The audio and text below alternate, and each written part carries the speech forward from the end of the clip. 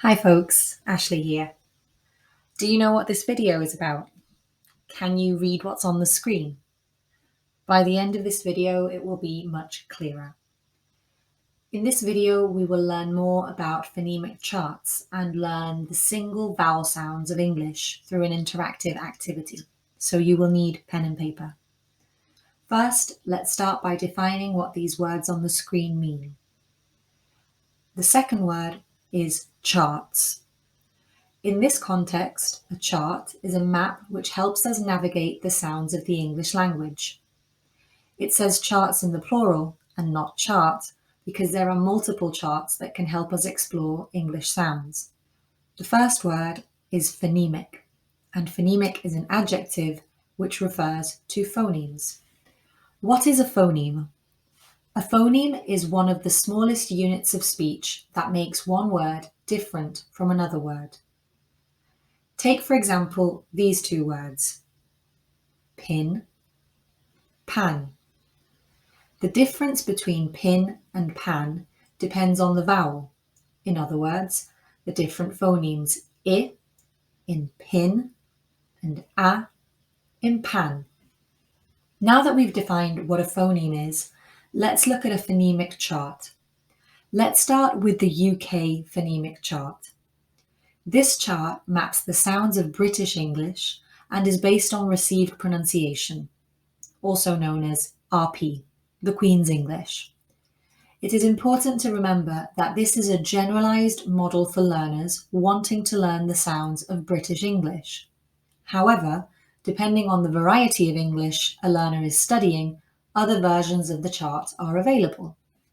For example, the General American English chart is mapped on a generalized, educated American accent.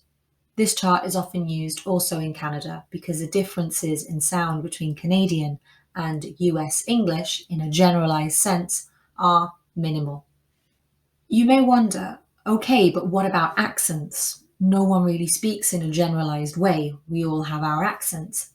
Well, these charts do not take into account specific regional accents. So if your first language is English, you might find that you don't say some of the sounds represented exactly as they are presented here, or on the UK chart, or on any other phonemic chart, New Zealand chart, Australian chart, South African chart, and so on. And that's totally fine. But students learning English need a starting point, and this is what these charts are. Simply a starting point. For our exploration in this video, we will use the UK phonemic chart. The reason for this is because this chart is used in many dictionaries and it also contains more sounds than the American chart. So it gives us a broader overview of phonemes. So we can divide this chart into three sections. Monothongs in yellow. This means individual vowel sounds, and that's what we're looking at in this video. Diphthongs in orange, made up of two vowel sounds together, and we'll look at that at a later time. And consonants in blue. We are going to explore these phonemes by playing a game. I'd like you to grab a pen and a piece of paper now, and I'd like you to draw this table that you see on the screen. It's 4 columns. One contains the numbers 1 to 12, then column 1, 2, and 3. Please pause the video here and resume when you have drawn your chart. Have you drawn your chart? If not, please stop the video and do so. It's much easier and more fun to learn the chart by playing along. So we're going to play a game. It's called Say What You See. In this game, I will show you a visual and I will give you 5 seconds to guess the word. You will write the word for the visual in the first column next to the number of that word. So for example, I will show you a visual for number 1 and you will write the word in column number 1. Please ignore columns 2 and 3 for now. Ready? Number 1. Say what you see.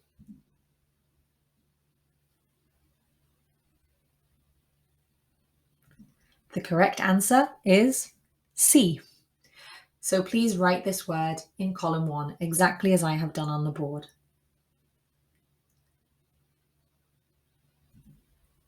Number 2, say what you see.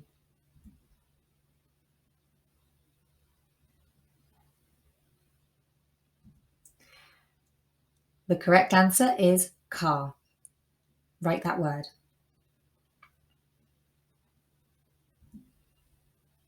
Number 3.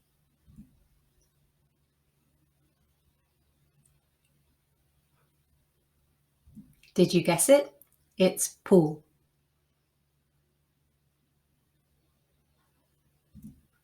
Number 4.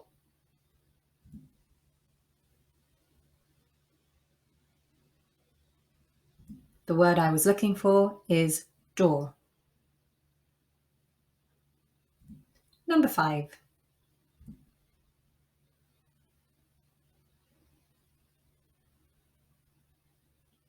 The correct answer is pearl.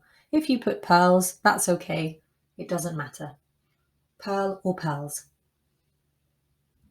Number 6.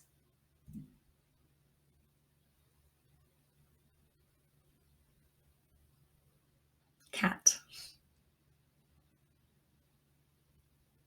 Number 7.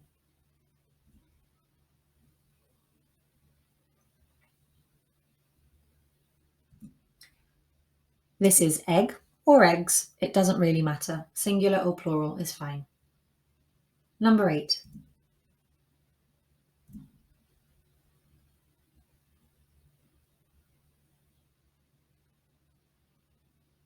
It's not a cow, it's a bull. Bull is the correct answer. Number 9.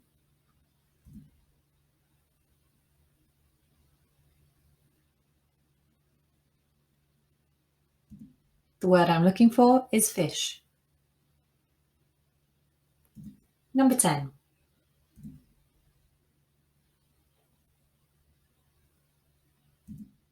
The answer is clock. Number 11.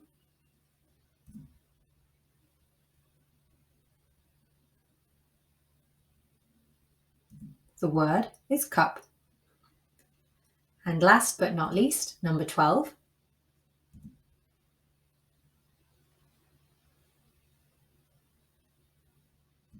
The word is banana. At this point, column number 1 should be complete. Please take a moment to check that you have written all of these words in this order. Pause here if you need to. The next thing I would like you to do is to underline or highlight the vowel letters in each of these words. For example, in number 1, I would like you to highlight or underline the letters E and A, which form the sound E. The vowel letters in each of these words correspond to the 12 vowel sounds of Received Pronunciation English, of the British English chart.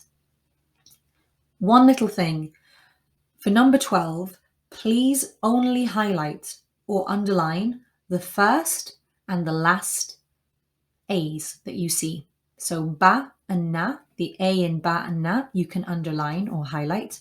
Please ignore the one in the syllable in the middle. Okay, what you're going to do now is focus on the second column.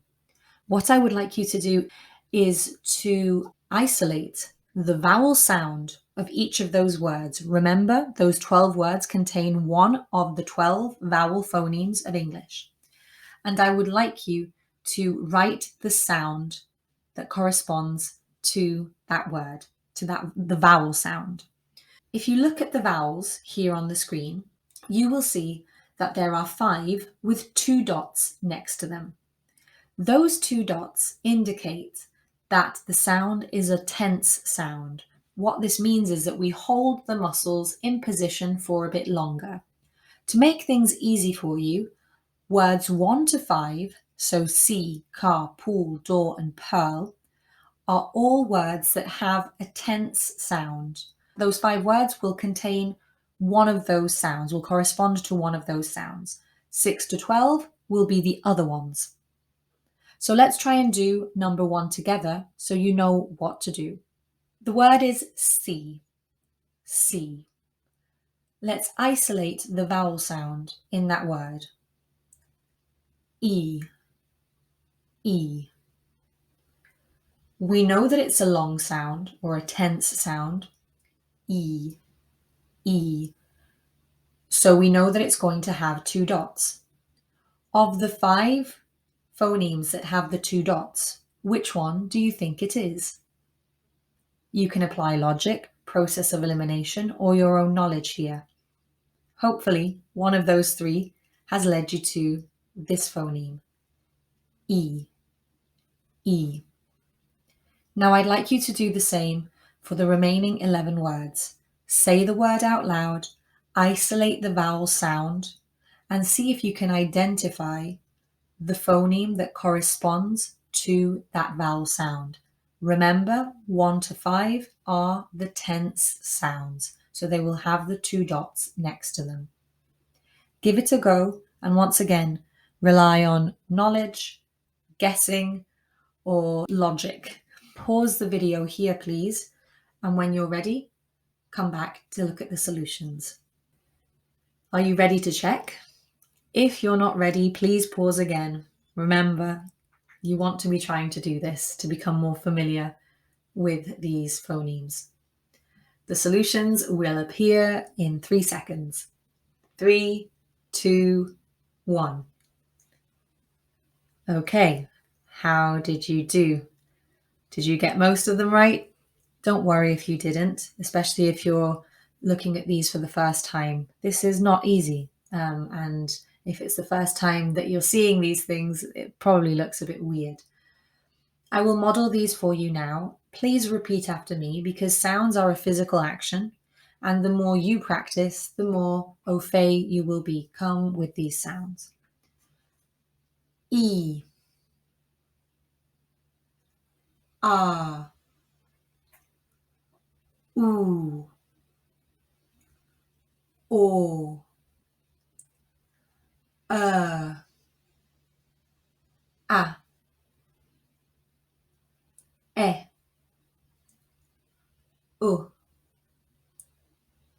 e, o, I, o, o. Couple of interesting things about these phonemes. As we mentioned, they are single sounds. They are what we call monothongs. Mono, one, thong, sound. Monothongs. Number 6 looks like it's 2 sounds, but in reality, it's 1 sound. It's not I, it's a. Okay, so this might trip you up because it looks like 2, but it's actually 1 sound. I want you to take a look at number 12 now, which is the most common sound of the English language. It's so common that it is known by its technical name, unlike the others. It is the schwa. The schwa is the weak sound. English is a stress-timed language, meaning it has strong and weak syllables. Well, because we have all these weak syllables, we have the schwa sound, which repeats itself and features very frequently. So, b, na, na, in my accent. Okay, so we're left with one column, and what I'd like you to actually do is to fill in this column in Nearpod. So you're not going to fill it in on paper, or you can if you want to, and then you can copy the answers to Nearpod. But what I'd like you to do in column number 3 is to write a word in English, another word that contains that sound that we've just explored. So for example, in number 1, we have C, E. What word contains E? For example, tree. So I would write down tree. I just want you to play around with those sounds and see if you can identify another word that has that sound. I will then check on Nearpod to see if you've come up with the right answers or if there's anything that I need to discuss with you after you've completed the unit.